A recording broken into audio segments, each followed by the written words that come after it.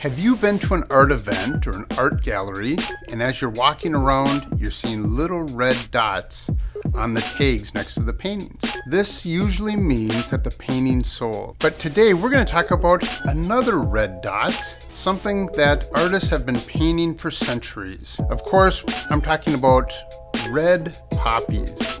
They just bring joy to our hearts. So let's get started. What will you need? Well, be creative. I'll let you know what I'm using. Just standard watercolor paper. I bought some red ink, and I have a green marker and a black marker.